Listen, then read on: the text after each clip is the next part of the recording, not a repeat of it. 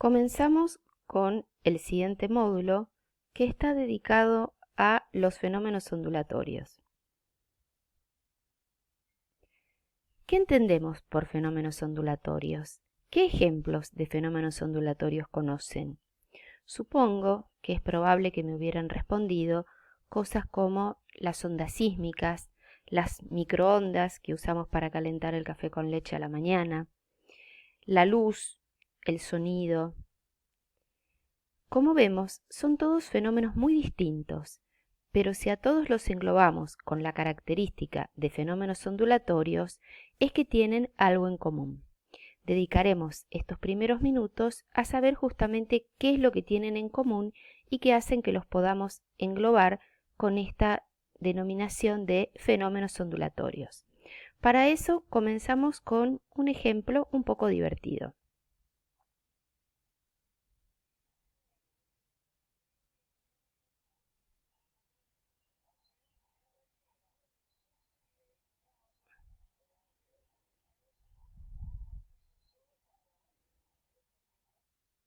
¿Qué estamos viendo?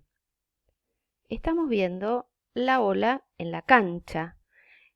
Vamos a usar esta idea para aclarar este concepto de onda. Si notaron, hay un lugar del espacio que vamos a denominar foco, donde se produjo una perturbación, un cambio en alguna propiedad física. En el video que vimos recién, esa perturbación puede ser, por ejemplo, la posición de las personas que estaban en ese estadio. Tenían una posición sentada, la perturbación que sufren es cambiar esa posición, con lo cual se paran y luego se vuelven a sentar. Esa perturbación se propaga grandes distancias. Esto es lo que es característico de un fenómeno ondulatorio, que haya una perturbación y que esa perturbación se propague. Ya desde este primer momento tenemos que empezar a reconocer dos situaciones distintas. Por un lado, notemos que las personas no se desplazan más que una pequeña cantidad de su posición de equilibrio. Solo se pararon y se sentaron en su silla. Sin embargo, la perturbación viaja grandes distancias, se propaga todo a lo largo del estadio e incluso en este caso va a llegar al punto de partida. Esto es lo que es característico de un fenómeno ondulatorio. Normalmente agregaremos un tercer elemento que es un receptor. No es necesario que haya un receptor para que haya fenómeno ondulatorio. Puede haber sonido sin que haya nadie que lo escuche, luz sin que haya nadie que la vea. Normalmente vamos a incluir este tercer elemento porque nos va a interesar el efecto que ese fenómeno ondulatorio produce en un receptor. Pero repetimos una vez más, no es indispensable para que exista un fenómeno ondulatorio. Vamos a darle más precisión a este enfoque. ¿Qué entendemos por perturbación? Un cambio, una modificación en alguna propiedad física. Propiedades físicas, todo aquello que podemos medir, como por ejemplo posición, velocidad, aceleración, presión, campo eléctrico, campo magnético. Fíjense que normalmente esas modificaciones se producen no en forma única, sino que vienen encadenadas. Por ejemplo, un cambio en la posición implica un cambio en la velocidad, y un cambio en la velocidad también se corresponde con una aparición de una aceleración. Como decimos entonces, normalmente la perturbación no incluye una única modificación en una única propiedad física, sino que normalmente se ven alteraciones en varias a la vez.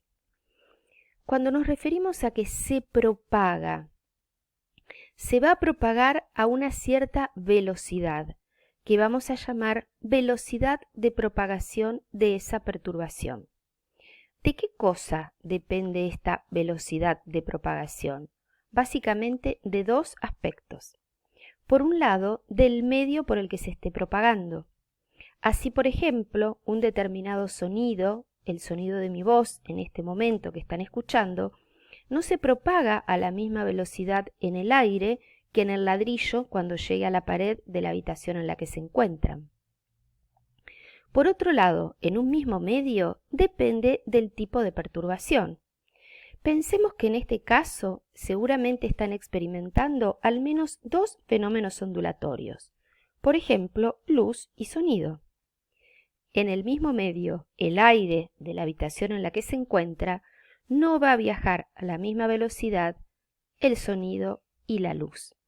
Entonces repetimos, esta velocidad de propagación fundamentalmente depende del medio y del tipo de perturbación. La perturbación implica que hay una cierta energía que estuvo puesta en juego. Para cambiar la posición, para cambiar la presión en el aire, hubo que haber aportado a ese sistema energía. Es esa energía, entonces, la que se va a propagar, la que va a poder recorrer grandes distancias y llegar a posibles receptores. Para seguir aclarando estas ideas, miremos este dispositivo. Está formado por una serie de varillas sostenidas en forma horizontal y unidas todas a este alambre central. Si se mueve la primera varilla, vean cómo, a partir de este elemento que las vincula, esa perturbación llega a todas las demás y pone a mover a todas las demás varillas. Similar a lo que pasaba en el estadio. Notemos que cada varilla no se mueve de su posición original. En realidad realiza pequeños cambios alrededor de su posición de equilibrio. Pero es la perturbación, es la energía la que viaja a través del medio. Una cosa similar en esta simulación. Notemos cómo producimos una perturbación en el extremo de esta cuerda simulada y esa perturbación se propaga a lo largo de toda la cuerda. Entonces, en este lugar donde está la primera varilla, que vamos a llamar foco, es donde se produjo la perturbación. ¿En qué consistió en este caso? En un corrimiento, en un cambio en la posición de esta varilla que fue primero un ascenso y luego un descenso a su posición original. Y esa perturbación entonces se propaga a lo largo del medio. En realidad lo que se propaga, como decíamos, es energía. Notemos en estas fotos ahora cómo es paulatino, desde el comienzo en que se produce la perturbación, en función de cuán elevada o no sea la velocidad de propagación, el fenómeno comienza a propagarse hasta que va alcanzando al resto de los elementos que componen ese medio ahora perturbado. Otro dispositivo está formado por una serie de varillas verticales sostenidas en este fleje, unidas por resortes a este nivel y a este nivel inferior. De nuevo, si se mueve la primera varilla, lo que observamos es que a través de las vinculaciones elásticas que unen a todas las varillas, esa perturbación se propaga a las demás. Notemos que cuando se deja de entregar energía, luego de un tiempo esas varillas quedan detenidas en su posición original de equilibrio. Entonces, resumimos esta idea. En física vamos a llamar onda o fenómeno ondulatorio a un fenómeno en el cual se propaga una perturbación, se propaga energía que viaja a través del espacio, incluso grandes distancias. Algunos ejemplos de fenómenos ondulatorios, como dijimos, el sonido, la luz, el calor, ondas de radio, microondas, ondas sísmicas. Pensemos que, por ejemplo, tenemos una simulación de lo que podría pasar en el terreno cuando ocurre una onda sísmica, o podría ser algo similar a lo que estaría ocurriendo en el agua, donde noten nuevamente que cada punto que representa una parte del medio perturbado se mueve poco alrededor de su posición de equilibrio. Mientras viaja la onda, por ejemplo, sísmica, desde el foco en el que se produjo, incluso puede viajar grandes distancias. Vamos a hacer una clasificación de ondas. No tanto porque nos interese taxativamente esta clasificación de ondas, que puede hacerse desde muchos puntos de vista, sino que nos va a servir para ir aclarando las ideas más importantes.